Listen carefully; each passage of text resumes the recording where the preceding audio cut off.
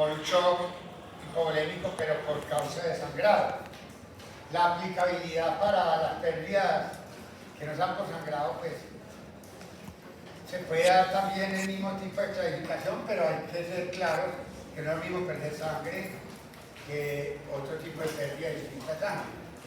Esto fue inicialmente hecho en animales, en perros. Ese estudio, falta modificar una cuenta de que está mala, pero es la clasificación clásica de los libros de cuidado crítico, que sale la clasificación del shock hipovolémico hemorrágico de acuerdo a las clases que se dividen en 4. Y de ahí hay algunas cuestiones que son llamativas. Primero, una pérdida, aquí se da la pérdida sanguínea en mililitros, y aquí en tanto por ciento del peso del paciente. Aquí en el estadio hay una pérdida de menos de 750, 750, 1500, 1500 aquí le falta un 0, 2000, y está 4, es un estado mayor de 2000.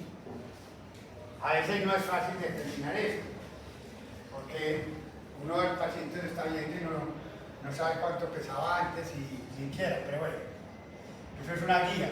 En tanto por ciento, esto es menos de un 15% de la pérdida del peso, 15 a 30%, 30 a 40 y mayor del 40%.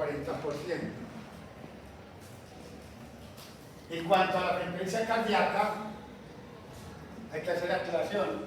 El hecho de que aquí no salga con una frecuencia mayor de 100, pues no quiere decir que el paciente no esté defendiéndose del estadio 1.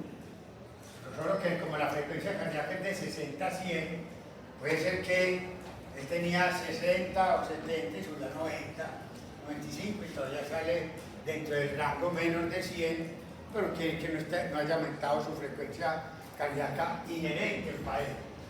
Entonces aquí la toman todavía como una frecuencia que no se ha salido del rango supuestamente de lo normal, pero no quiere decir que no esté haciendo aumento de la frecuencia cardíaca, solo que no se ha salido del rango normal. Como le digo, por ejemplo estaba en 60, ahora está en 80, eso se considera todavía normal, lo que sí indica que se está tratando de hacer algún grado de compensación.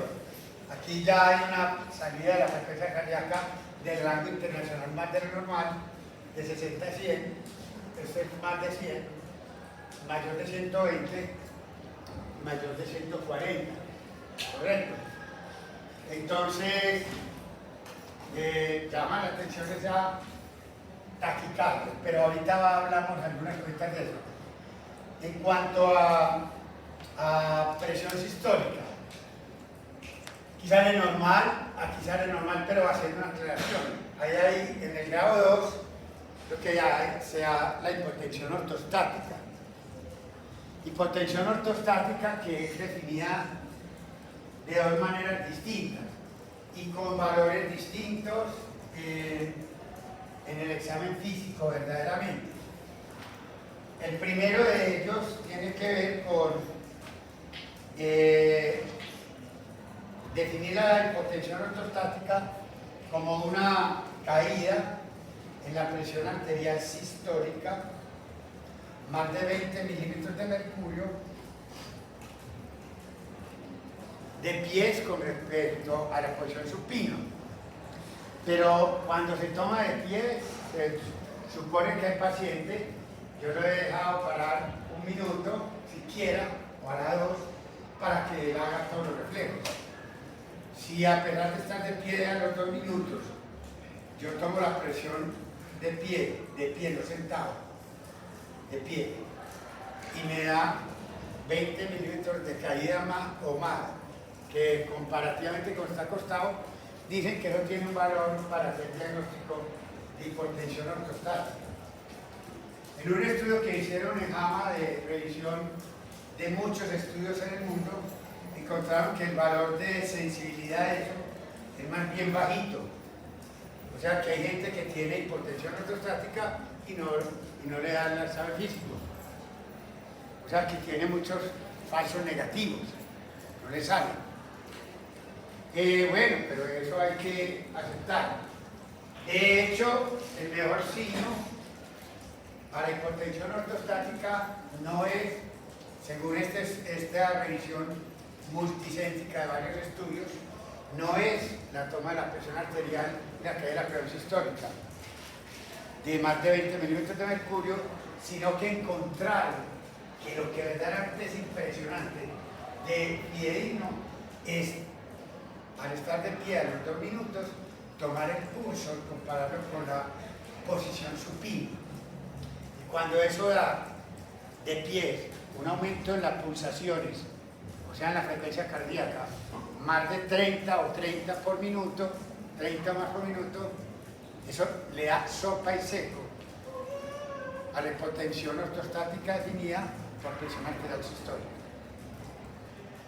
El que quiere estar en ese estudio, yo lo tengo en la oficina, que verdaderamente ese estudio es de JAMA, pero no lo traje ahora acá, pero lo puedo prestar o lo puedo fotocopiar. Es todos los signos de hipovolemia con su verdadero valor. Bueno. La otra cosa que es muy fidedigna es que si se trata de parar el paciente no aguanta estar de pie, se tiende a caer, que se cae, pues es una hipotensión ortostática. Ese es el mayor extremo. Entonces hay dos signos que no tienen pierde, un aumento de la frecuencia cardíaca más de 30 o más de 30, y segundo, que no tolere la posición de pie. Es una cosa dramáticamente cierta. En ese estudio de JAMA encontraron el valor de tomar la hipotensión ortostática con una persona dentada es muy malo. ¿Ves? No la recomiendan ni siquiera. O sea que no es que usted esté acostado en una camilla y lo siente porque el paciente le da miedo que pare. Si le da miedo que pare, es mejor que lo pare y esté pegado a él. Quiere decir que no aguanta, es una hipotensión ortostática. Pero el sentarse muchas veces tiene un valor muy malo de guía. Eso en cuanto a hipovolemia es de hipotensión ortostática, eso es de libro. Eso ya está escrito en varios textos, que es mucho más fidedigno tomar el pulso, la primera vez que la misma presión arterial sistólica. Sin embargo, hay gente que todavía sigue utilizando los otros parámetros. Bueno, es esto, aquí aparece hipotensión ortostática. Acá, a toda hora está hipotenso, acostado y parado. En el estadio 3 o 4 está hipotenso a toda hora. Incluso han medido el valor de la hipotensión supina. El tener la presión bajita supino con respecto a que si es un buen signo de hemorragia, de hipovolemia tampoco es muy bueno. Cuando da, muy bueno, pero si no da, no lo descarta. Lo mismo taquicardia supino, tampoco.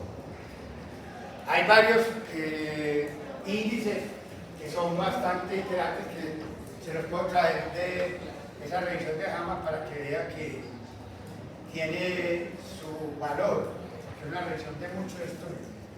Bueno, el hecho es que ellos en esta calificación ya han disminuido a estar con hipotensos, acostado y parado.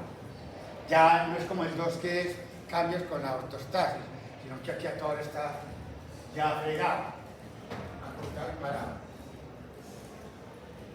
El otro criterio que tienen ahí es la presión de pulso. La presión de pulso es la diferencia entre sistólica y diastólica. La presión de pulso está muy influida acá por dos cosas. Primero, porque no tengo un buen volumen de eyección, Y al disminuir el volumen de eyección, la presión de pulso disminuye. Correcto, entonces ese es otro criterio interesante. La presión de pulso también se altera y se disminuye con un aumento en la resistencia vascular periférica.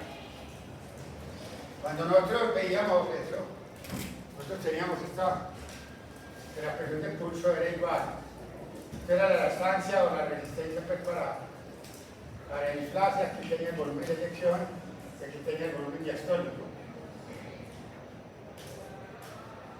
Mediante el volumen de eyección disminuye la pérdida de pulso, un aumento en el volumen final diastólico, el volumen de la aorta, por vasoconstricción periférica, toma la presión de pulso también. Entonces ahí no hay de dónde pegarse. Cuando uno tiene una hemorragia, tiene generalmente una descarga del simpático y tiene vasoconstricción ¿qué? De la aorta, de la anterior del lado de la aorta, del lado periférico. Eso hará que la sangre con dificultad traspase los capilares, que va a haber un aumento del volumen diastólico en la aorta y eso va a hacer una disminución en la pérdida de pulso, aumentando la sistólica y la diastólica. Pero como también estoy disminuyendo la sistólica por esto, la diastólica, tengo que hacer un balance en general. En términos generales, la pérdida de pulso cae. La pérdida de pulso cae con una tendencia a caer las dos. Por lo menos la sistólica, la de pulso, y la diastólica trata de compensar. A veces no puede. La pérdida de pulso tiene un problemita. Está normal en el estadio 1 y todos los otros están aquí. Está disminuido. Entonces, es muy bueno para saber que uno tiene una pérdida de pulso disminuida el hecho de que ya sabe que está en estadio 2, pero no le distingue un estadio 2 de un 3 de un 4, porque ¿cuánto está disminuido esta con respecto a esto y con respecto a esto? No hay ninguna cuantificación, simplemente encontrar la disminuida quiere decir que ya tiene un estadio 2. Como sé que tiene un estadio 2, el hecho de que tenga hipotensión ortostática. Correcto. En cambio, el estadio 1 es el que da una donación para el sangre. Eso no va a nada. No tiene ningún problema. Y generalmente uno no va a consultar por eso. Bueno. El llenado capilar es muy bonito, pero el llenado capilar es de una sensibilidad malísima. Y sin embargo, hay muchos textos que lo hablan, pero mire, un retardo del llenado capilar no le distingue a usted un estadio de shock 1, 2, ni 3, ni 4. Le dice que tiene una mala perfusión periférica.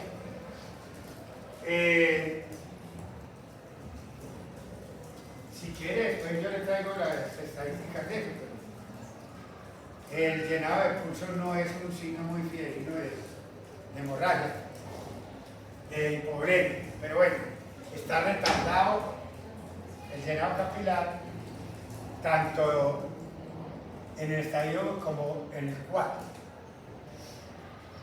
Eso neuróticamente tendría que ser distinto en hombres, en mujeres, en niños, en viejos. Eso tiene un boleo que paría en segundos. Después le traigo la información de lo para que vea qué tan preocupante es eso, confiar en ello. O bueno, está escrito en esos libros, hay que darle. Frecuencia respiratoria, vuelve a lo mismo que a la frecuencia cardíaca. Una de las frecuencias respiratorias normales de 12 a 20, eso está normal. Pero no quiere que no esté aumentando la frecuencia respiratoria. Puede que esté aumentando su frecuencia respiratoria de 12 a 14, de 12 a 16, y eso está todavía dentro de lo normal. Pero no quiere que no esté de pronto tratando de ventilar más. ¿Por qué? Porque los quimiorreceptores periféricos responden a las catecolaminas con vasoconstricción en los vasos que dan irrigación a las células glóbulos. Y aún si no tenga hipoxemia y no tenga alteración de miocárdico arteriales, el solo hecho del estrés del simpático haciendo vasoconstricción a la entrada de la célula glóbulo le hace caer la tensión de oxígeno al quimiorreceptor, sin caerle el flujo sanguíneo al resto del cuerpo. Con solo hecho de usted estresarse, usted ha dicho que el solo estrés, yo no tengo hemorragia, a mí me estreso y lo primero que hago es hiperventilar, que va a aumentar la frecuencia respiratoria. Es una respuesta simpática sobre los quimiorreceptores periféricos al hacerle vasoconstricción ahí, que hace que caiga la tensión de oxígeno del de esos quimioreceptores periféricos. Entonces, ellos se sienten hipóxicos, así el organismo no está hipóxico y aumenta la frecuencia respiratoria. ¿Por qué? Porque el quimioreceptor periférico depende mucho de detectar ese lodo libre y el vasoconstrictor y disminuir la entrada de sangre, pues disminuye por el consumo grande de oxígeno que tienen los quimioreceptores periféricos, disminuye el oxígeno a nivel local del quimioreceptor y se estimula como si tuviera una hemorragia en el resto del cuerpo. Eso explica muchas veces que uno aumente la frecuencia respiratoria en situaciones en que uno no encuentra hipoxemia en el cuerpo humano. Y simplemente es una descarga explicada por el simpático. Esta frecuencia va aumentando acá, aquí está mala, que es más de 40, se equivocó, otra vez ese señor, es más de 40. ¿Cómo lo sé yo?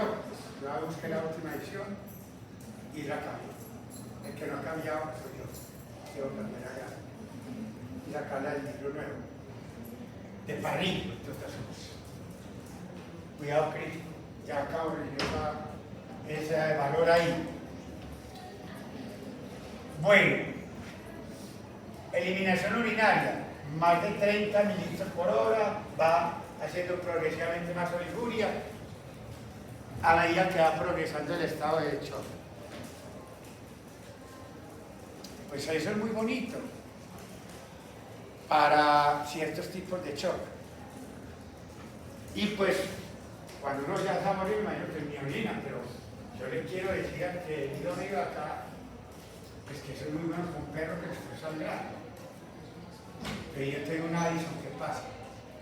Y si yo tengo un triglicérido por una diabetes, y si tomo manitos, ¿qué hago? Y si tengo un diurético, ¿qué hago? Esto es una oliguria. No me puedo chocar. O sea, lo único que chocan son los que tienen oliguria. Entonces, ¿usted quiere que un diabético no orina? ¿Usted quiere que una sobredosis de manitol no pueda orinar? Eso es como se llama entonces. Eso no me puedo chocar por un hiperglicemia. No, y me choqué orinando poquito. ¿Qué me chocó entonces? Si no fue la orina. Si no me fue la electricidad, bueno, ¿qué fue lo que me chocó? ¿Qué voy a decir? Nada. Es una clasificación netamente de azoides prerenales oligúricas. Eso no me enseñé yo a usted. Ahí no está clasificada las poliúricas.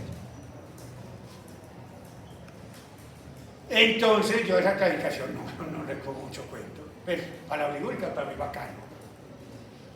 Muy bacano, pero a mí no me diga que todo el mundo no tiene oligúrico. Explíqueme por qué un Addison se choca. Si no es por pérdida urinaria descuidada. Explíqueme por qué uno ya en principio orina mucho y se choca. ¿Por qué hace hipernatremia entonces después? Tomo agua, pero ¿dónde la botó? La orina, no tengo ADH. ¿Por qué ahora dice la ADH? No, es que yo ya he hecho que ya soy harto de pelear. Entonces tenemos que volver a recuperar la cordura mental. Estado mental. De idiotas. Lo único bueno ahí es que si yo estoy confuso, sé que estoy en el estadio 3. Lo otro es ligeramente ansioso y ansiosa, porque si no es que es ansioso. Si se mantiene ansioso y no tiene examen, y ligeramente ansiosa, ¿hasta dónde ligero y cuánto es ansioso? Qué idiota clasificación es. Light, hay que es light. Ligeramente irritable, lo que es ahora, y si me dice, usted quiere hablar bobada, no sabe qué día soy, yo le estoy de 3, así bueno, miro la aire no me interesa, correcto. Ya hay cosas que le sirven a uno. Primero, si tengo hipotensión ortostática, que presión de pulso bajita, son el estadio 2. Y ya está confuso, letárgico. Eso me pasó a 3. Ahora, esta diferenciación, yo voy a coger, ¿cuántos sellos que desarrolló su mamá? Usted le cogió todos los de para medirle la sangre. Eso lo hacen anestesiólogos, que sí pueden controlar eso. La anestesia, ¿cuántas cosas sí, o llevan su trapito y saben cuánto si lo apretan, cuánto sangre le sale.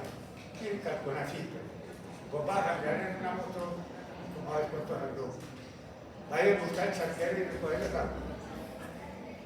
Si no sabes el peso, cuánto perdió el peso. Va a decir que es menos del 15%, el 15% del 30% de certificar el peso suyo. Y a veces el peso uno no lo sabe exacto. Muy poquita la gente que es neurótica que se compró, es compulsiva con el peso, pero uno no sabe cuánto está, porque uno lo pesa diario. A menos que uno tenga otro programa para hacer. Eso no es lo usual. Usted pesa diario y se mide a creció más. Entonces mire que eso es bueno, pero no es bueno. Pues si usted sabe el peso, esto le puede ayudar. Si es una persona que más o menos sabe cuánto es el peso exactico, pero más o menos sabe. Pero esta pérdida de sangre es muy significativa. Muy significativa. Hay signos realizados clínicos que si salen muy buenos, pero a veces usted tiene hipovolemia y no le sale. Por ejemplo, el bueno que le salga, por ejemplo, a usted, lo que digo yo, si le sale un llenado capilar lento, muy bueno. Hay gente que está muy chocada y no le da eso. Yo hoy siento eso. Pero esto está ahí. ¿Qué le puede servir también? Pues hombre, xerostomía, una boca seca, lengua que parece geográfica, correcto. En los niños en oftalmos se lo hunden los ojos, en los que te dan fontanela antes de los 18 meses, pues se le hunde la fontanela. Depresión, pues hay que la fontanela, con el que ya pasó de 18 meses, pues ya no, si no cerró eso, ya toco ni lo falla de por vida, ya es muy difícil. Entonces, en los niños se busca el signo de pliegue, usted le pliega la piel así, como eso tiene elastina, ¿correcto? Vuelve a lo normal. O cuando la elastina está deshidratada, porque uno perdió líquido, uno le hace aquí en la barriga y queda hundido, ¿correcto? Que sea el signo de pliegue positivo. El signo de pliegue nos sirve en las personas de 60 años hacerlo donde lo hace uno en los jóvenes, porque los viejos pierden elasticidad por la edad. Entonces en los viejos no se acostumbran, no, acá en la parte interna del muslo o en el esternón. Es la única parte fidedigna. Si usted pone en otra parte, a los viejitos normalmente usted la ve y le queda la piel arrugada.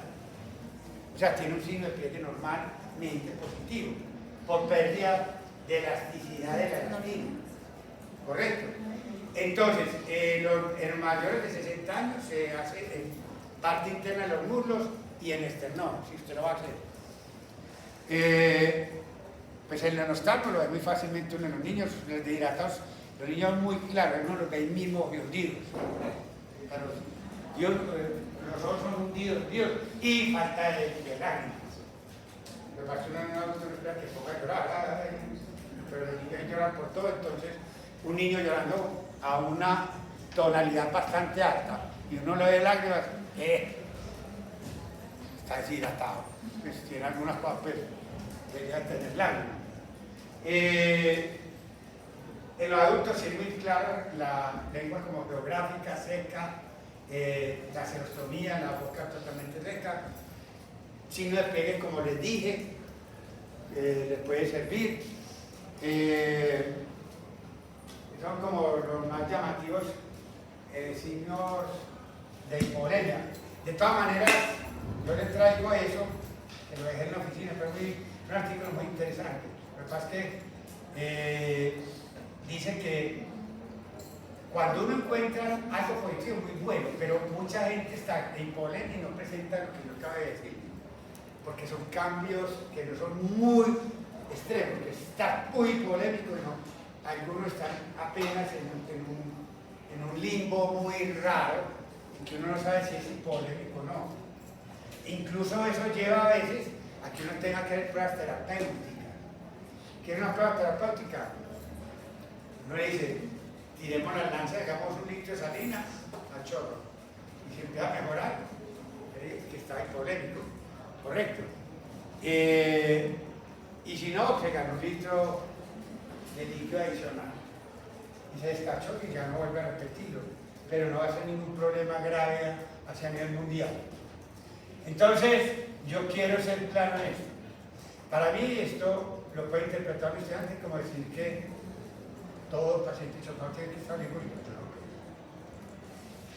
Pues no sé hasta qué punto quiere decir el chocado, porque yo veo que hay gente que se deshidrata, tiene bulimia efectiva muy mal, tiene la peor caída,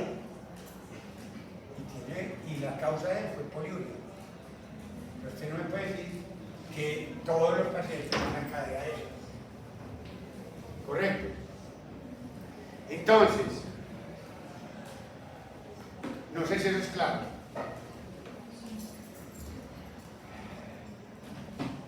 Bueno.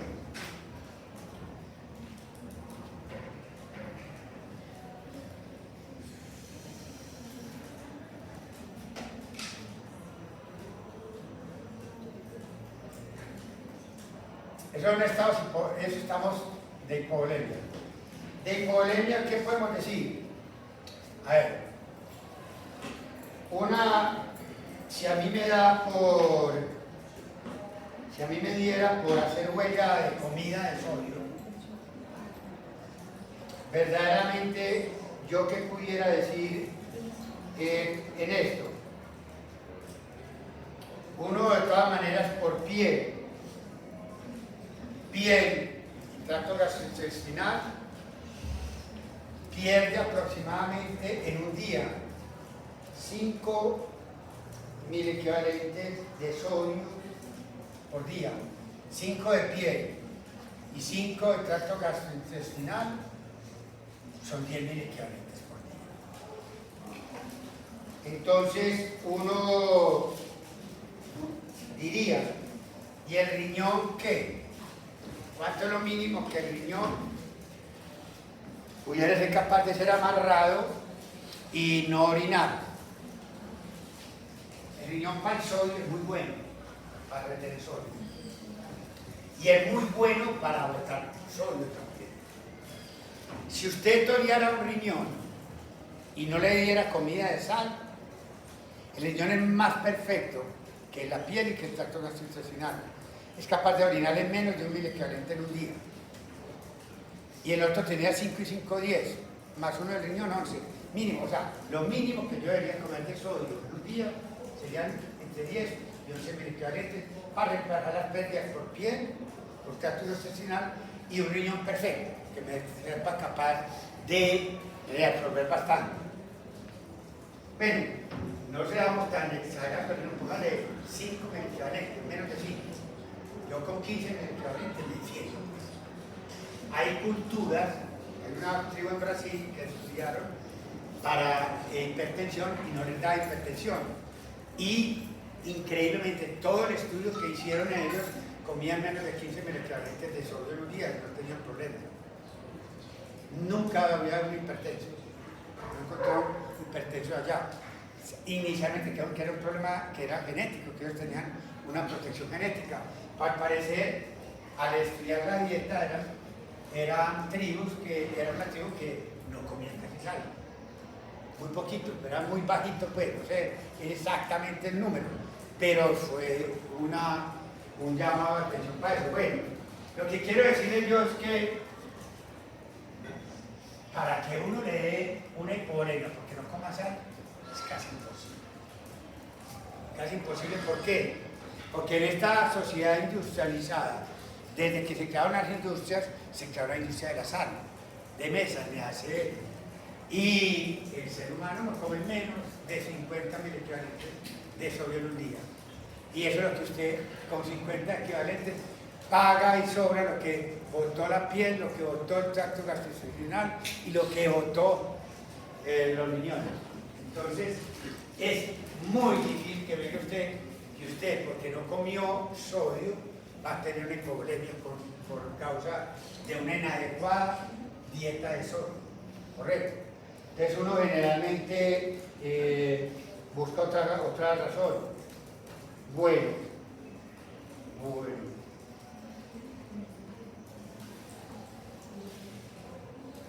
Y además que debería dejar de comer demasiado tiempo pues para que eso tenga impacto. Bueno, lo otro.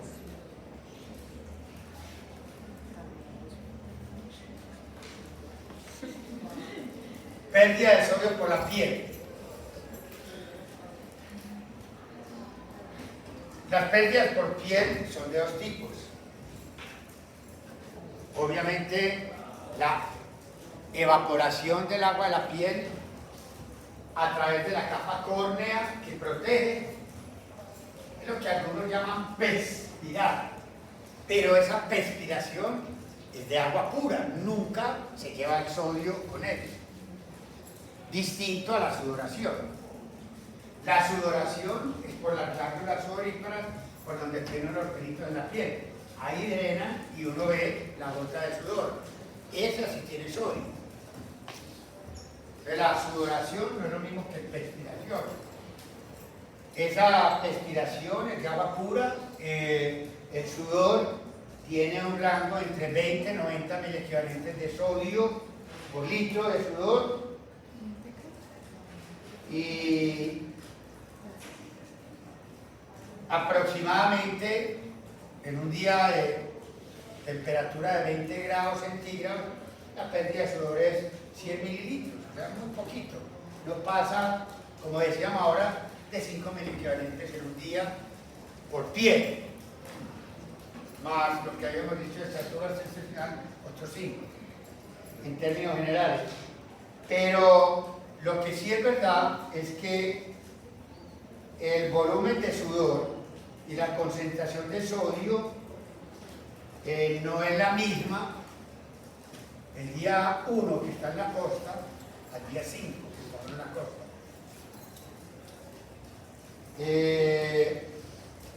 La aclimatación es un proceso que se da en la costa mediado por la aldosterona. ¿En qué sentido? Que la aldosterona se dispara y sobre la piel va a tener efecto de absorber sodio, de absorber sodio, de absorber ¿qué? Agua, pero sí es muy claro que va disminuyendo la concentración de sodio en el sudor.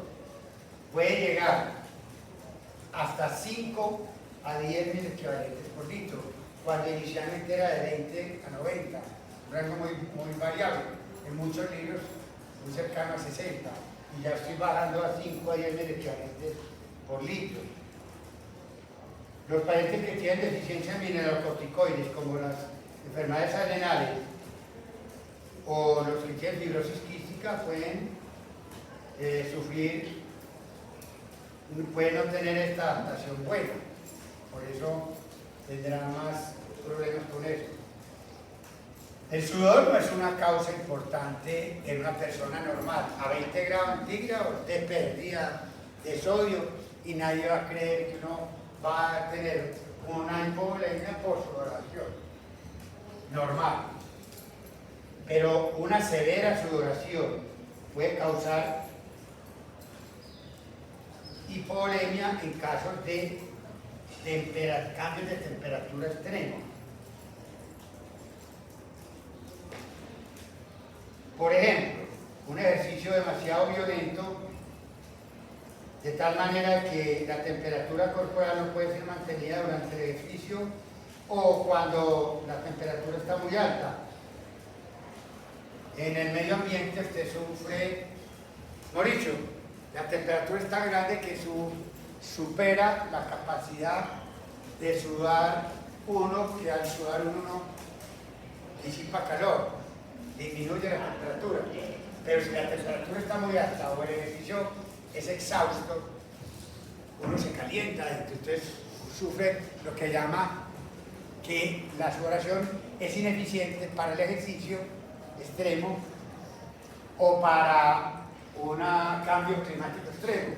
Salió en una época de verano en Europa, no sé cuánto, 40 y pico grados de temperatura. En ese caso, la sudoración puede llegar a su máximo valor y todavía no ser capaz de disipar todo ese calor, y eso es lo que da un golpe de calor. Correcto, ese golpe de calor da una hiperpirexia con temperaturas que pueden exceder los 41 grados centígrados en el cuerpo. O sea, esta combinación de hiperpirexia y sudar tanto, ahí sí hay hipovolemia. Estamos ante un cambio extremo de temperatura, de sudoración, y causa, ¿qué puede causar eso? Signos neurológicos severos. Da delirio, da estupor, da convulsiones y da coma. Y se mueren como mueren varios viejitos saliendo en Europa en verano descuidados sin agua para tomar.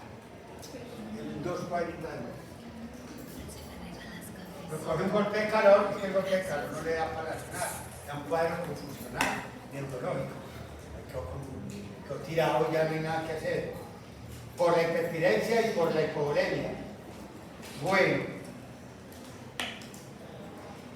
¿dónde puede pasar también unas pérdidas de calor que no sea por un ejercicio, pues, de esos atletas que pueden llegar a hacer que la maratón de 42 kilómetros en el África, a la temperatura tan grande, y que no tenga uno un cambio climático muy severo? Pues también hay una hipertermia maligna, en la que ustedes malas, por algo que viene programado genético, usted tiene una sensibilidad a ciertos anestésicos que hacen liberar demasiado calcio y el retículo arcoplásmico, y eso da unas contracciones musculares marcadas, entonces da un metabolismo exagerado y usted entra en lo que llaman hipertermia maligna. Sería otra posibilidad que eso ocurra. Otra alternativa es que los quemaduras. Las quemaduras pueden ser bastante grandes, la mayoría del déficit es porque se trasloca el líquido del plasma al intestino y a las células, debido al trauma térmico. Quema los vasos, los abre y bota el líquido al intestino y a las células. Entonces, eso verdaderamente es una causa de pobreza.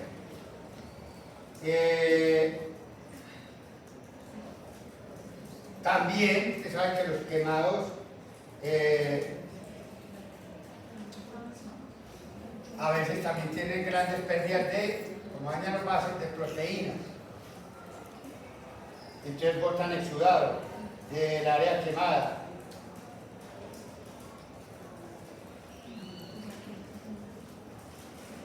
Bueno, eso es como una descripción de las pérdidas por piel, que de pronto uno antes no tiene mucha paciencia para hablar. Pero ¿qué puedo catalogar yo de ese tipo de pérdidas? Las pérdidas por piel son o de agua pura, en el caso de la perspiración, o en caso de la sudoración, pérdidas de líquidos con electrolitos, pero que las tengo que calificar, así no esté aclimatado o sin aclimatación, con una concentración de sodio menor que la de plata. Concluyo yo entonces que las pérdidas por piel jamás son isotónicas, y menos hipertónicas. Son pérdidas que siempre serán hipotónicas. Y más hipotónicas entre más aclimatado esté, porque la concentración de sodio en el sudor va disminuyendo con los días de aclimatación. Y se supone que uno debe, si la testosterona lo tiene uno bien, no debe sudar tanto volumen el quinto día, está en la costa que el primero. No se ir adaptando que la testosterona defienda. La testosterona sirve para manejar polemia, le absorbe el sodio y pide agua y debe defender. Si uno al quinto día sigue sudando más, es anormal. Pues uno sigue sudando, pero no más que lo normal de los primeros días.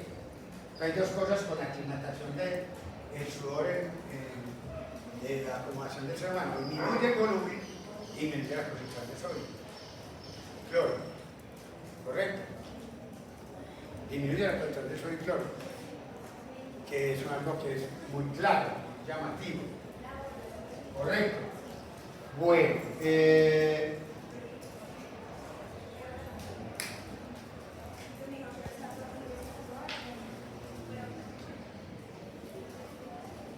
sí. Pérdida de sodio por tracto gastrointestinal, porque está hablando tanto del sodio. Porque es el único que maneja el volumen. Entonces el que maneja la bulimia es el sodio. Manejando el sodio manejo el agua, pero manejar el agua no me maneja el sodio. El agua me da hipervolemia, 3 o 4 litros, yo lo orino. Correcto. Bueno, arranquemos con las pérdidas, hablemos por pérdidas del tracto gastrointestinal.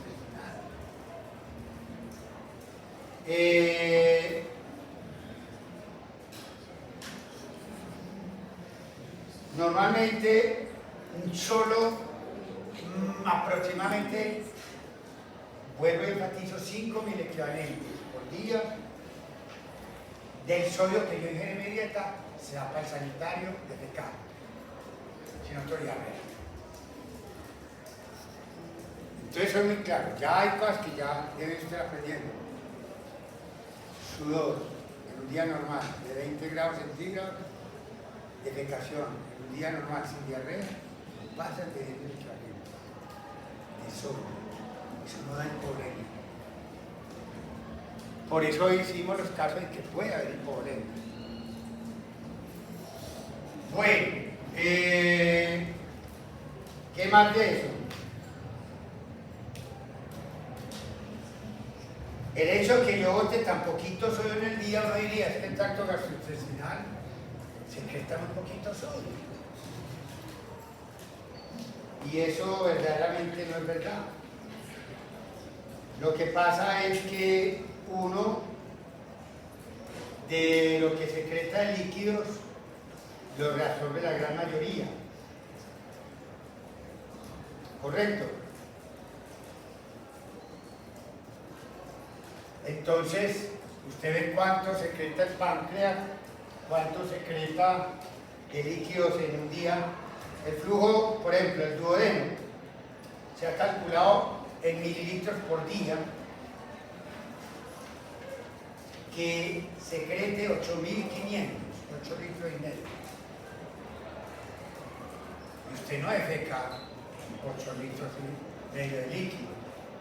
Normalmente el ser humano pierde de agua sin diarrea más o menos 100 mililitros.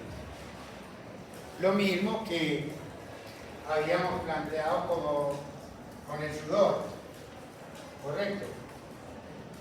Que habíamos planteado más o menos una sudoración de 0.1, llega a 100 mililitros.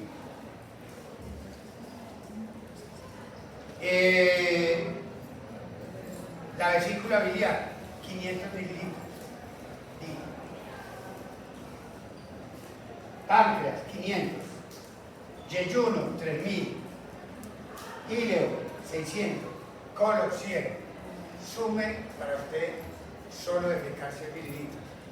No me digas que hay no mucho intercambio secreto y reabsorción. Entonces, por eso, si yo daño mi capacidad reabsortiva por una itis, colitis o una infección gastrointestinal, es por eso que una diarrea lo puede prácticamente vaciarlo a uno. Cólera puede botarle 2 litros por hora. usted muere. Usted no tiene cómo resolver eso. Correcto. Entonces, es bastante llamativo eso. Uno trata de menospreciar lo que a uno le enseñan porque uno dice, pues yo apenas punto 5 milicarentes de sodio. Pero no quiere decir que eso no hubo muchas secas de sodio, más que todo resolvió. Y lo mismo el agua, le dije más de 10 litros. Y todos se resolvieron y solo fui a efectuar 10, 100 mililitros en una heces que llamamos semisólida. Bueno. Verdaderamente ya habíamos hecho la distinción, pero sería bueno aclararla. Del estómago para abajo se comporta de una manera y con el estómago se comporta de otra manera distinta en cuanto a líquidos y electrolitos para explicar la hipovolemia.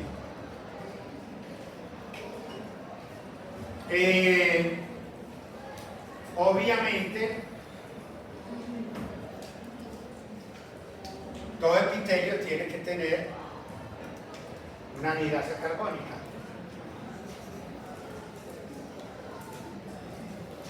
Tenemos acá el estómago y tenemos CO2 y agua. Y tenemos una anidasa carbónica que tiene zinc. Grupo 2 de la tabla periódica.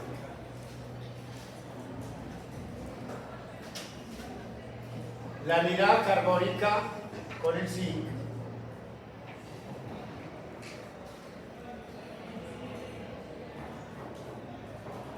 se le acerca a una molécula de agua y electropositividad del zinc hace disociar el agua en OH más H+. Entonces coloquémoslo así. Y este OH se viene para acá.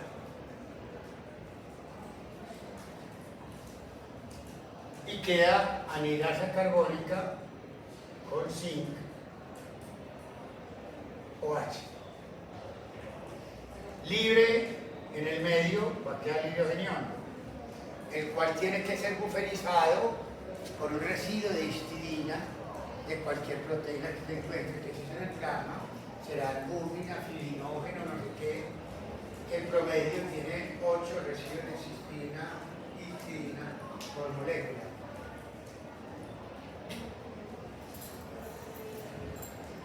Cuyo anillo imidazólico es el que explica su capacidad básica.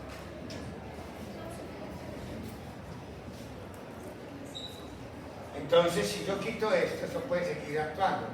La anidasa carbónica puede seguir formando lo que está formando, OHs. Después, ¿qué pasa? Yo no he hablado con estos dos actores de la obra literaria, ¿no? ¿He hablado de alguien más? Llega el tercer actor. ¿Quién es? El CO2, que está en el epitelio, del interior de la célula, le da para actuar en esta obra fenomenal. HCO3. Este hace disociar, es un disociador de los OH que están pegados en la anidasa carbónica. El OH sale disparado a unirse con su nuevo amigo CO2 de forma bicarbonato.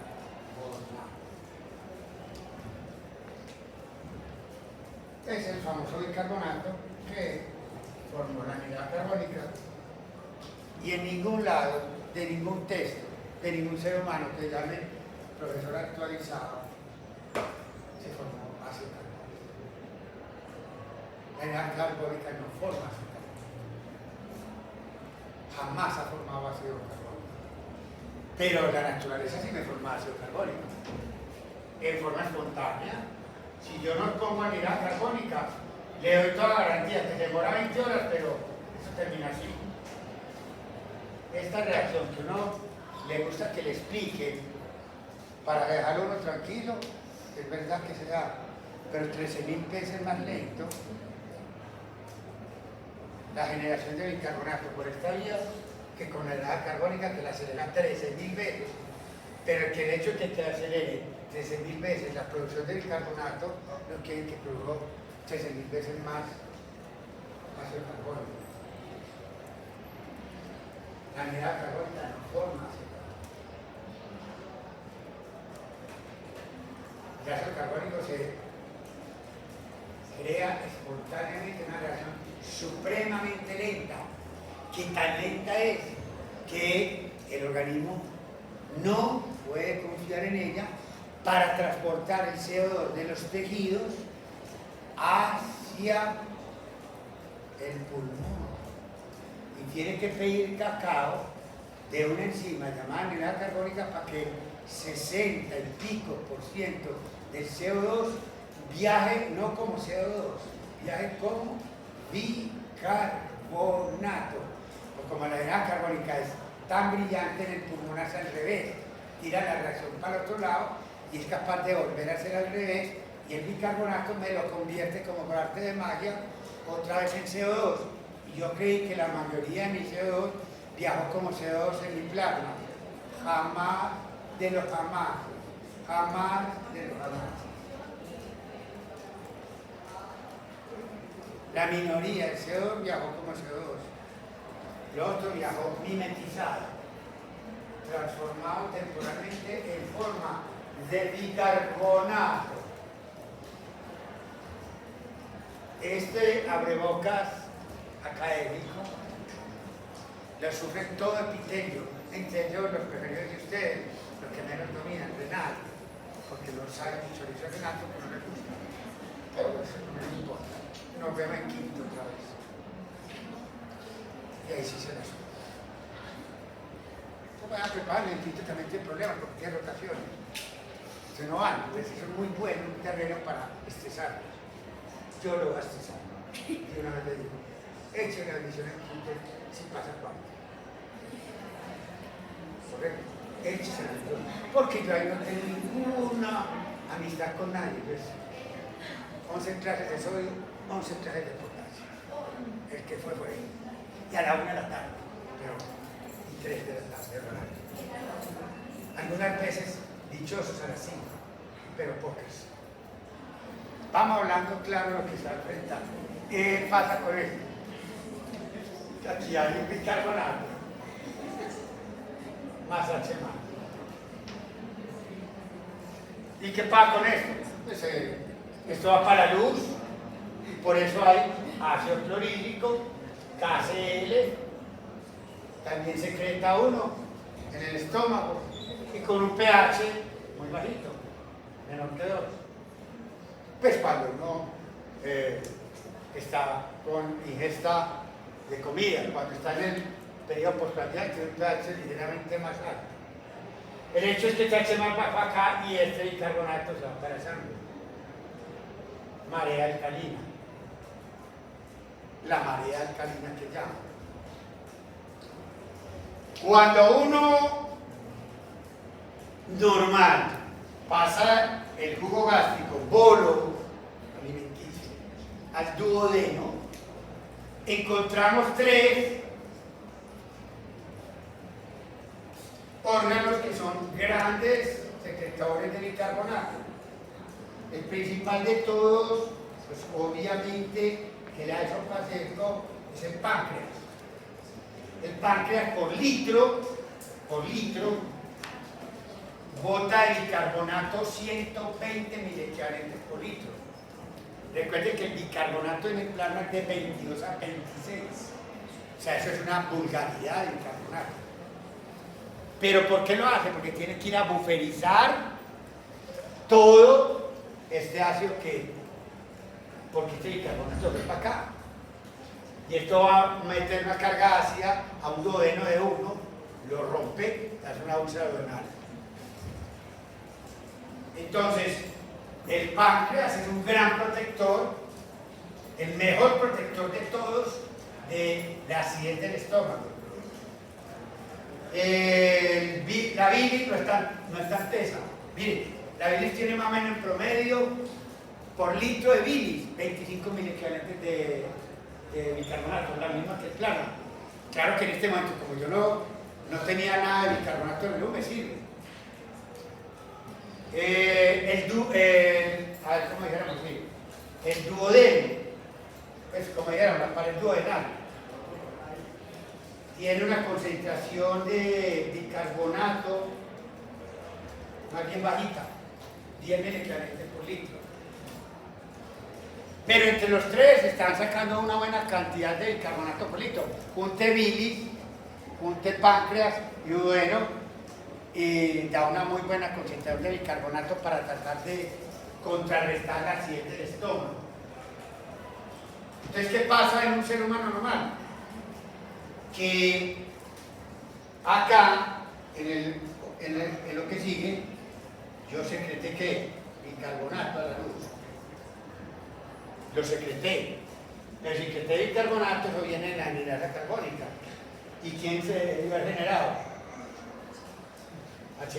Este H+ viene a contrarrestar este bicarbonato que yo gané en el estómago. Efecto neto sobre el estado ácido-base. No hay nada. Ahí todavía se neutralizó. Y se acabó esa famosa marea alcalina. Aquí esto, el duodeno y todo el intestino delgado fue capaz de secretar bicarbonato para recuperar hidrogeniones a la sangre y buferizar o ese exceso de bicarbonato que entró por culpa del jugo gástrico. Pero ¿qué pasa, muchachos? Que este equilibrio se puede romper cuando a mí me da ganas de vomitar. Si yo vomito, el problema es que esto se va para el sanitario, por una mata, para el doctor, entonces. Una rascarrulla no vomitó.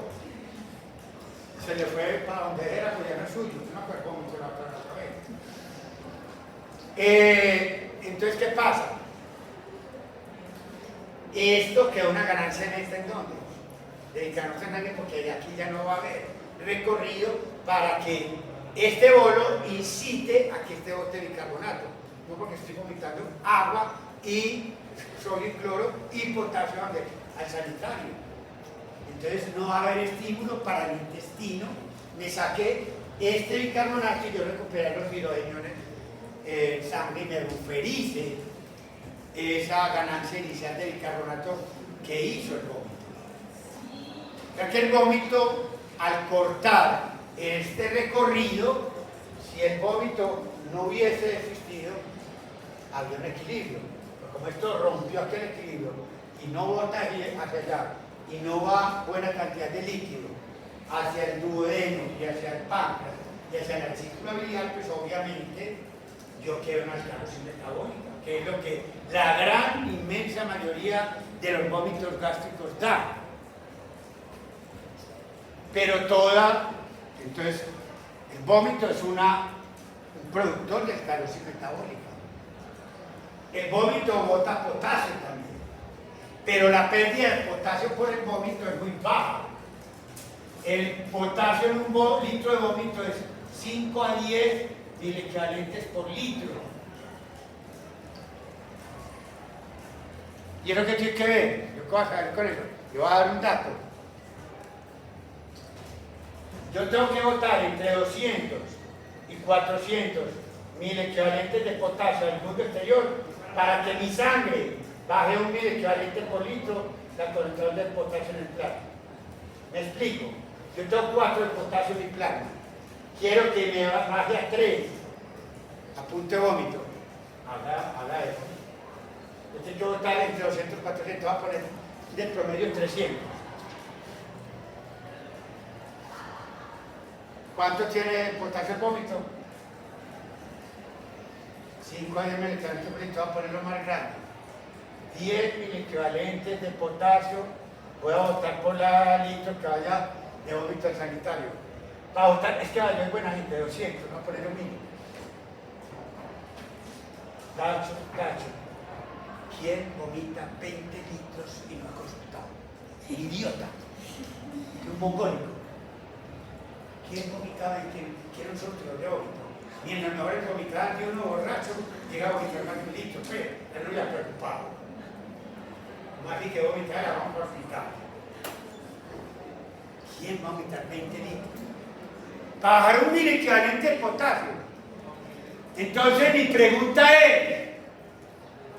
¿es acaso el vómito per se, por sí mismo la pérdida, una causa importante de hipocalemia? Jamás, jamás, jamás. Pero el vómito sí da mucha hipocalemia, pero no por la pérdida, por el vómito per se, sino por la respuesta renal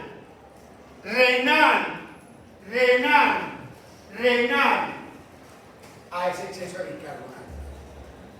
¿Cuál es la respuesta renal? Entonces, yo acabo de vomitar, listo, vomito. No pierdo mucho bicarbonato, ya, es más, lo gano, pero no gano bicarbonato, pues no pierdo mucho potasio, perdón. Y bueno, tengo una alcalosis metabólica. El vómito es una pérdida de volemia. Entonces, obviamente, entre más vómito haya, más descarga simpática hay, más renina, angiotensina y aldosterona habrá. ¿Sí? El vómito es una pérdida de volemia real y como tal me tengo que defender ante ella. Y me voy a defender con lo que yo ya sé que me defiendo ante cualquier hemorragia. Solo que aquí no es hemorragia, sino una pérdida de líquido, que también es hipovolemia, porque yo puedo tener hipovolemia por hemorragia o puedo tener hipovolemia por pérdida simplemente de líquido, no hemorrágico.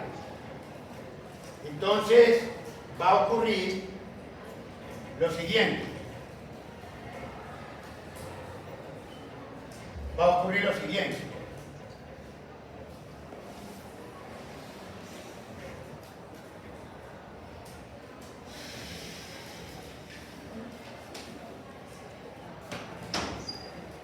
El túbulo proximal está diseñado en el ser humano en forma tal de que la reabsorción de bicarbonato la maneja con un intercambiador H+ sodio, estimulado por dos hormonas muy poderosas, angiotensina 2 y sistema nervioso simpático. Hormonas típicas que se van a estar disparadas en una hemorragia o en una hipovolemia, y estamos ante un caso hipovolémico por vómito. Yo he de esperar que esto esté promovido, que esté estimulado. Pero ¿qué pasa? Que normalmente una persona sin vómito tiene incrustado acá el número de intercambiadores necesarios exactamente para manejar la concentración plasmática normal. Supongamos que es entre 22 y 26, 24. Entonces, ¿qué es una persona normal? Está programado para que si filtra, reabsorba lo necesario para mantener 24 miligramos por litro. Es más, usted al aproximar reabsorber más del 90% del bicarbonato de todo el líquido. Está muy bien diseñado para resolver la gran mayoría y mantener eso. Pero como estamos ante una situación inesperada, nadie esperaba que usted le diera por vomitar y se emborrachase, eso no lo programó el riñón, y usted de un momento a otro le da una sobrecarga de bicarbonato. Él no tiene hechos el número de intercambiadores sodio H+ para ese exceso, no para lo normal. Para lo normal él lo tenía para mantener el bicarbonato 24. Pero ahora le están diciendo, ve, te acabo de filtrar más de 24 medicamentos por litro, te va a poner 40. Este túbulo proximal, en los primeros 1 a 3 días, apenas está empezando, va a adaptarse. ¿Qué va a hacer durante 1 o 3 días? Va a empezar a insertar estos intercambiadores. ¿Con qué objetivo? Él no lo está haciendo por el bicarbonato, lo está haciendo por la volemia. Él lo está haciendo es para manejar la volemia. La volemia es lo más importante del organismo, más que la misma ácido base y la natremia. Entonces lo que está intentando hacer es insertar el número de intercambiadores sodio H+ necesarios para decir, vea, voy a recuperar mi bolemia. Entonces, a los 3 días lo va a lograr, pongamos. Bueno, a los 3 días ya le absorbe buena todo el bicarbonato que estaba ahí fregando. Al tercer día ya va a tener tan buen número de insertados acá que reabsorbe todo el bicarbonato que filtró, que era más de lo normal. Pero antes de esos 3 días no fue perfecto. Antes de los 3 días había una tendencia a aumentar los intercambiadores sodio H+, pero no se había logrado. En esos primeros 3 días se le va a ir algo de bicarbonato para el nefrón distal. ¿Por qué se le va a ir? Porque no está preparado para tener todo el número de intercambiadores necesarios para ser capaz de manejar desde la bolemia, y ahí secundariamente se iba a beneficiar el bicarbonato, porque va a aumentar el bicarbonato en sangre, pero es que a mí no me interesa porque es alcalosis metabólica. Ya estaba en la alcalosis metabólica y este idiota me sigue promoviendo más la alcalosis metabólica. ¿Quién es el idiota? La hipovolemia. Si no me hace caso, nunca aprender fisiopatología de líquido. El organismo prefiere la bolemia de todo. Y usted dice, pero ¿por qué está teniendo bicarbonato si está alto? Porque le interesa la bolemia, no le interesa el bicarbonato. Por manejar la bolemia se está tirando la concentración de bicarbonato en sangre, sigue alta. Cuarto semestre, final de este semestre, vamos a la alcalosis metabólica. Una de las perpetuaciones de la alcalosis metabólica es la hipovolemia. Si usted no quita la hipovolemia, seguirá de por vida alcalótico metabólico. Si usted no rompe ese círculo vicioso de que no le quita la bolemia tal efectiva disminuida, él seguirá con el simpático, él seguirá con angiotensinados, insertando acá todo el número de intercambiadores necesarios para intentar manejar la bolemia a lo normal, y el bicarbonato irá alto. Llego y le meto solución salina, isotónica, le cuadro la bolemia efectiva y empiezo a orinar bicarbonato, más de lo normal. Y empiezo a recuperarme la alcalosis metabólica porque ya no hay quien me perpetúe la alcalosis metabólica. Me la perpetuó, me la continuó, la continua hipovolemia que tenía este paciente. Hay 4 factores que perpetúan la alcalosis metabólica y uno de ellos es la hipovolemia. Si no quito la hipovolemia, seguiré la alcalosis metabólica. Hay otro factor que perpetúa la alcalosis metabólica. Si yo no mejoro el potasio, la hipocalemia da alcalosis metabólica. Y no cambio la potasio, sigo el alcalosis metabólico. 3, la hipocloremia. 4. El 4 sería la más brillante causa de alcalosis metabólica.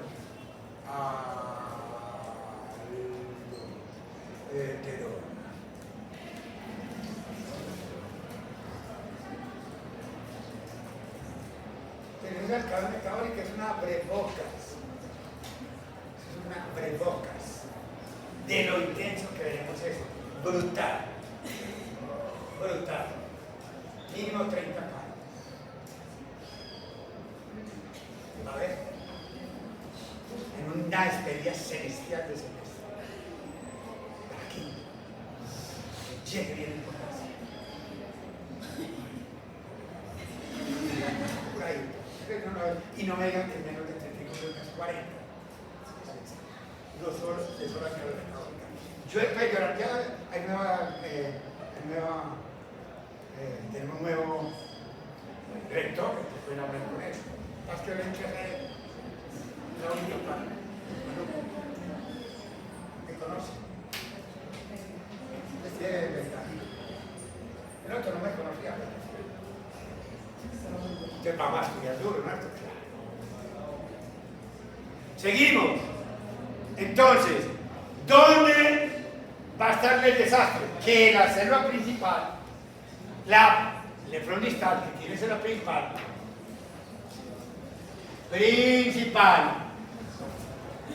tiene NAC, tiene RONCA, tiene MAXICA. Entonces llega un exceso de bicarbonato que no se reabsorbió en el tubo proximal porque apenas estaban los primeros 1 o 3 días. El bicarbonato no se reabsorbe paracelular, el único que reabsorbe es el cloro. El único. Entonces, como aquí se reabsorbe, bicarbonato no viene solo, viene con sodio, sodio entra por el NAC, lumen negativo, y por el lumen negativo, ¿qué hago? Secreto potasio, y secreto ¿qué? Hidrógeno.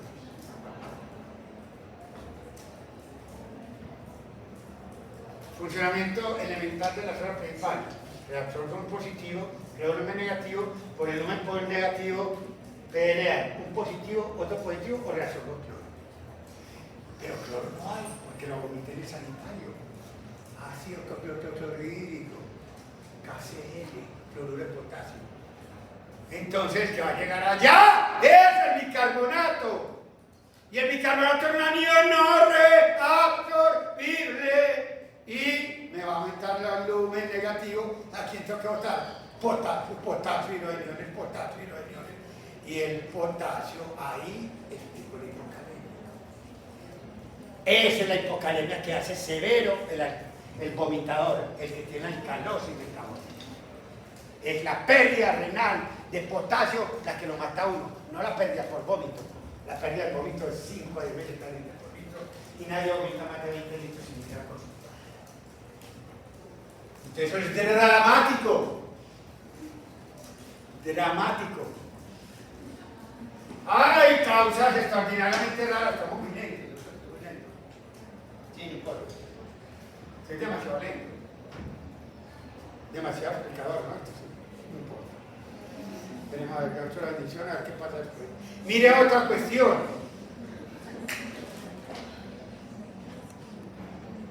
¿Habrá caso de vómito extraordinariamente raro para que un estudiante esté en ronda? Claro.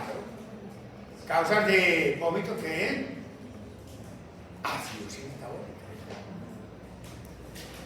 ¿Cuáles casos de vómito raro, rarísimo, le van a dar a uno pues acidosis metabólica? Vómitos por debajo del estómago. Imagine que a usted le haga una obstrucción intestinal y bote páncreas.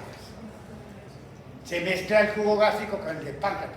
A veces está más rico el jugo pancreático en bicarbonato de lo que estaba el estómago rico en ácido clorhídrico.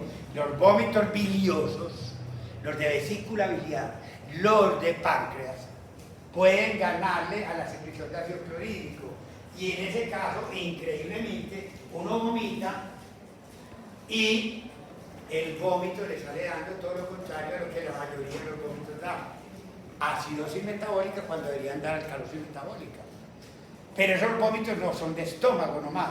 Tiene que tener la participación del intestino delgado, que es el gran rico en bicarbonato.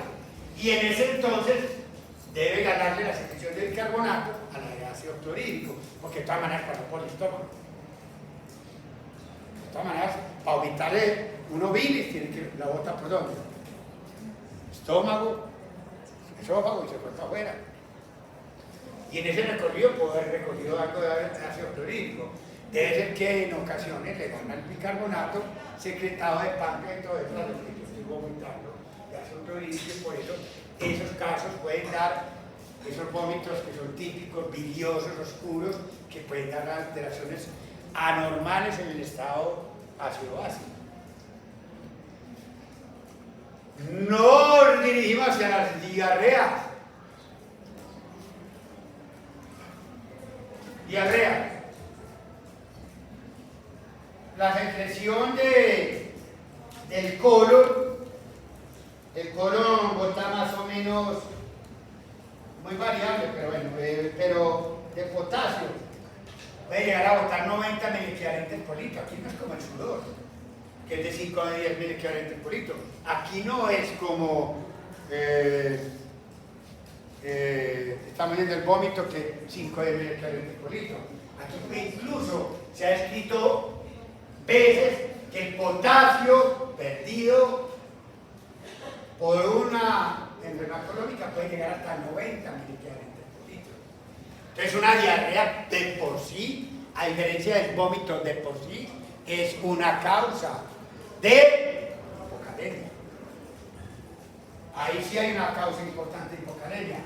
Además que hay gente que tiene cólera y en cólera puede botar 3 litros de ese en una hora. Se deshidrata, bueno. Y bota mucho potasio. Normalmente, ¿qué es lo que pasa en el intestino por debajo del estómago?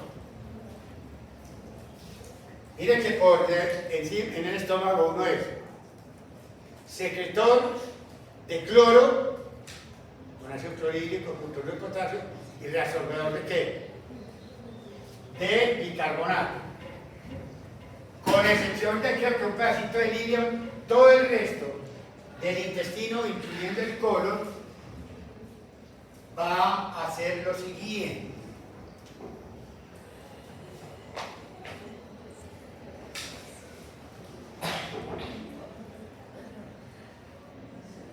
Va a tener este tipo de transporte. Eso desde el estómago para abajo. Entonces, como esto viene de CO2 más agua, más anidrida carbónica, esto tiene un H más.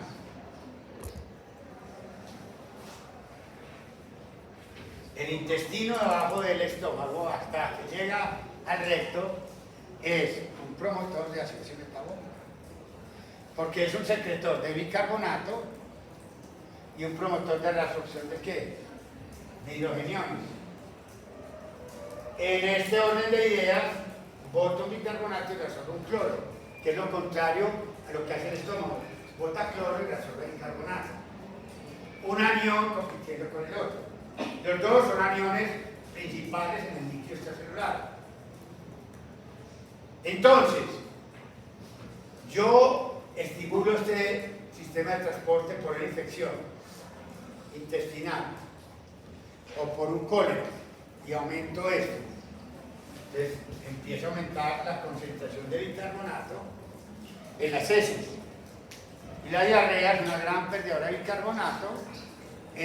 Por eso, las diarreas dan el cuadro totalmente contrario a lo que hace el vómito en su mayoría de las ocasiones. Acidosis metabólica. Acidosis metabólica. Una acidosis metabólica en la que por cada bicarbonato que yo pierdo, gano ¿qué? Cloro.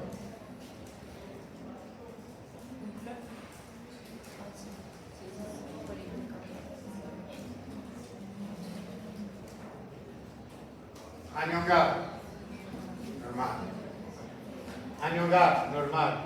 Por cada bicarbonato perdido, gano ¿qué? El cuadro típico ácido-base y una diarrea no complicada es una pérdida de bicarbonato con la misma ganancia en cloro de lo que perdió bicarbonato. Texto anión gas da inicialmente normal. Como no varió el anión gas y aumentó el cloro, se llama acidosis metabólica con anión gas normal o acidosis metabólica hiperclorémica porque lo que aumentó el cloro fue lo que disminuyó el bicarbonato. Y obviamente puedo dar hipocalemia porque tengo una buena concentración de potasio en orina, en las heces, perdón. Ahora, ¿cómo clasificar las diarreas? Hay diarreas osmóticas y hay diarreas que se llaman secretorias. Las diarreas secretorias, como el cólera, son pérdidas de líquido isotónico con respecto respecto al sodio. De la misma concentración de sodio y potasio que el plata. Por lo tanto, esas diarreas no me van a dar ni hipernatremia ni hiponatremia inicialmente sí. Son una pérdida isotónica y otra isotónica. Pero las diarreas osmóticas,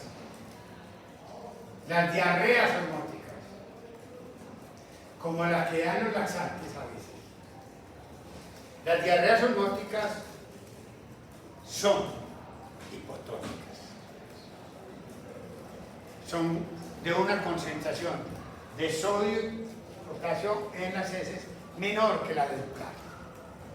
Y si eso fuera por eso, una pérdida hipotónica, ya sabemos que tiene que dar una hipernatremia.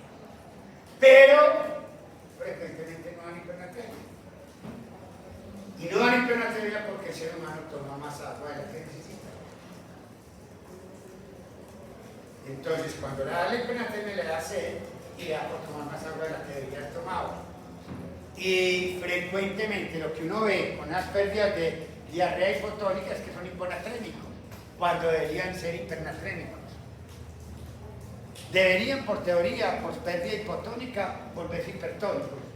Pero por culpa del centro de la sed y la gula que tiene el ser humano en tomar más agua de la que necesita, se sobrepasa de ahí y de hipernatrémico pasa a eunatrémico, normonatrémico, y se termina muy frecuentemente en hiponatrémico. Pudiéramos decir que el culpable de la hiponatremia en la diarrea es uno, que no le da por comer sodio y no le da por tomar esa agua. Agua, líquido. Y bueno,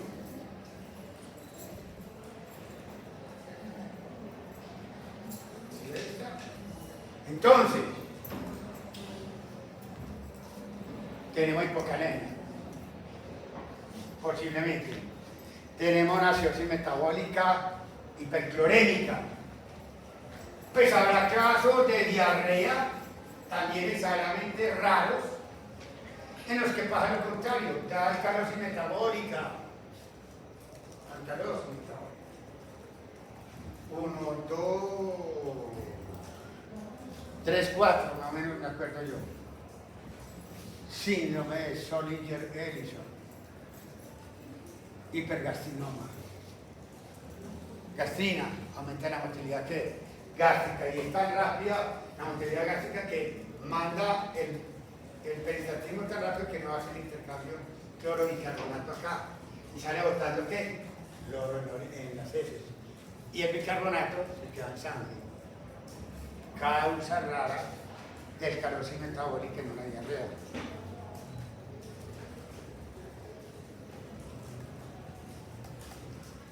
Por ejemplo, leucemia de células basófilas.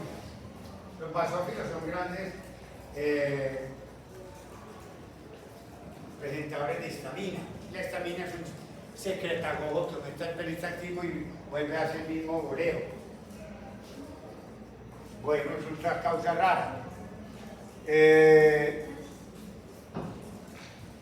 Tercero, en los niños de menos de 8 años a veces tienen lo que llama cloridorrea congénita.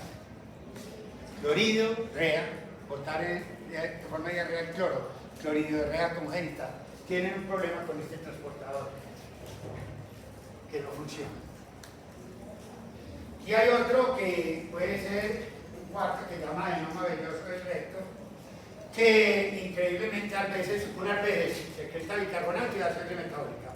Otras veces adenoma le das por botar cloro y no bicarbonato, entonces da acidosis metabólica y otras veces alcalosis metabólica. Y otras veces no altera el cuadro ácido base y no le deja uno dudar. Sí, es más o menos eso. El hecho es que una diarrea, esperaría uno que si tengo acidosis metabólica, lo usual de uno esperar es que el riñón estuviera botando un pancho urinario bien ¿qué? Ácido para botar la carga ácida que tiene. Y frecuentemente resulta que las diarreas no lo hacen. Inventan un pH urinario alcalino, que pareciera un desperdicio. ¿Cuál es la razón de eso? La hipocalemia. La hipocalemia tiene un serio problema. Miren, en el tubo proximal, una disminución de potasio se acompaña por la salida de potasio de la gran nevera interior para compensar. Para mantener la electroneutralidad, secreta un hidrogenión. Acidosis intracelular. Y esa acidosis intracelular me estimula ¿qué? El intercambiador sodio H+. Correcto. Pero además, esta acidosis me estimula la glutaminasa. La síntesis de ion amonio va a aumentarse y la síntesis. Y al sacar más hidrógeno acá, va a haber más fosfatos que van a buferizar estas en de calidad. Así es estructurable. Así es estructurable. Más ion amonio. Entonces, nosotros ya sacamos la ecuación típica de renal. Expresión neta de ácido. No importa, eso toca parte exacta. Ion amonio, más ácido titulable, más H+. Eso está aumentado, está disminuido, porque todo está pegado acá. Está esquetando ácido total más y el libre menos. Libre menos, pero más en forma de miliquiones.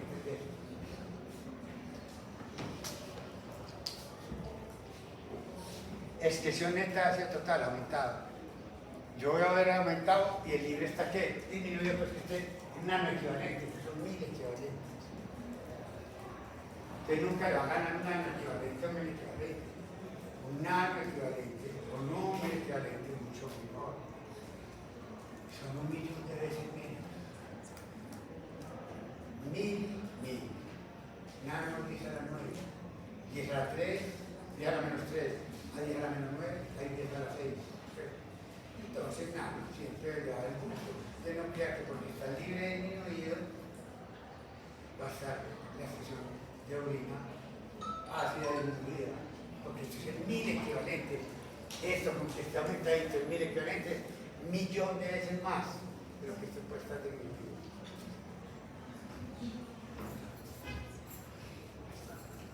Pero no acabemos las emociones ahí.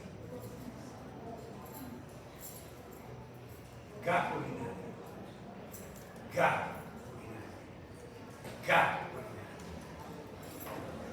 Es que estamos cobrando renal por deficientes, por malos. Gap urinario. Sodio más potasio, aquí no es como el gap en sangre, no te encuentra el potasio, porque el potasio en sangre es 3,5. Aquí esto no es 3,5. Esto es 40, 50, 70. Menos el cloro.